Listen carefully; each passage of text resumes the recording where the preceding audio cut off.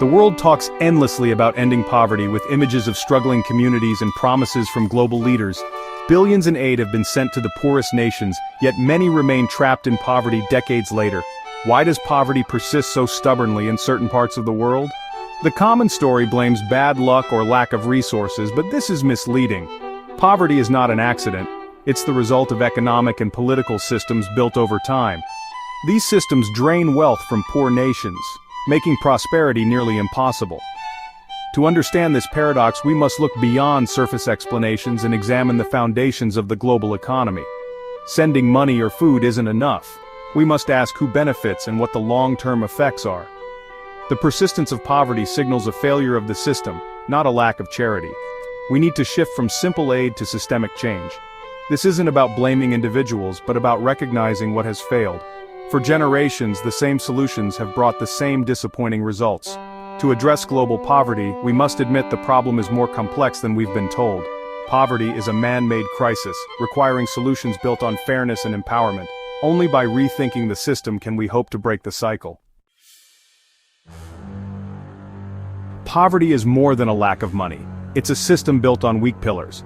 Poor governance is a critical pillar. Corruption and instability block growth and waste public funds. Without reliable legal systems, investment and entrepreneurship stall. Poor infrastructure, unreliable electricity, bad roads raises costs and isolates communities. Weak education and healthcare trap people in low productivity and poor health, robbing nations of human capital. Unfair international trade rules reinforce this system, favoring wealthy nations. Poor countries export cheap raw materials and import expensive finished goods, losing out on profits. This trade imbalance keeps wealth flowing out and poverty locked in. The architecture of impoverishment is maintained by global systems, not just local failures. Breaking these pillars is essential for real progress. Systemic change, not charity, is the answer. Foreign aid is often seen as the solution to poverty, but it can make things worse. Large-scale aid can create dependency, making governments less accountable to their citizens. Flooding markets with free goods destroys local industries and agriculture. Aid often bypasses local systems, stunting local capacity and skills. Massive aid flows can fuel corruption, propping up bad regimes. Donor interests often shape aid, tying it to purchases from donor countries. Aid bureaucracies have little incentive to solve poverty. They depend on its persistence. The result? A system that maintains the status quo instead of enabling real change. Rethinking aid means focusing on empowerment, not dependency. Many poor countries are trapped in a cycle of crippling debt. Loans meant for development often come with harsh conditions, cutting public services and privatizing industries. These policies hurt the poorest, causing unemployment and unrest. Countries borrow more just to pay interest, sending wealth back to lenders. Debt becomes a permanent burden, stifling economic independence.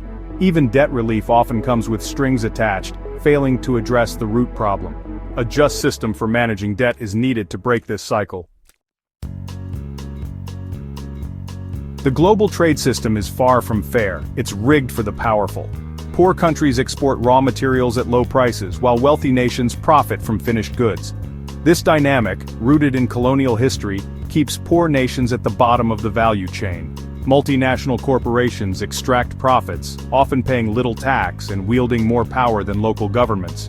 Wealthy countries protect their own industries with subsidies and trade barriers. Poor farmers can't compete with subsidized crops from the US or EU and are driven out of business. The hypocrisy of preaching free trade while practicing protectionism locks poor nations out of prosperity. Real change requires rewriting the rules of global trade. Only then can poor countries move up the economic ladder. Until then, the game remains unfair. Despite the challenges, poverty can be dismantled by better choices. The first step is comprehensive debt relief, freeing resources for education, healthcare, and infrastructure.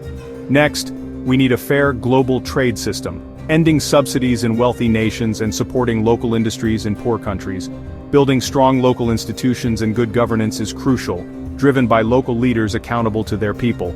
Investing in education and empowering women are key to sustainable development. True progress means building a nation's capacity to solve its own problems.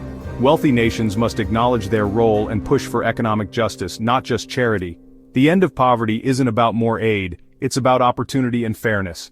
Every country deserves the chance to unlock its own potential. That's the only path to lasting prosperity.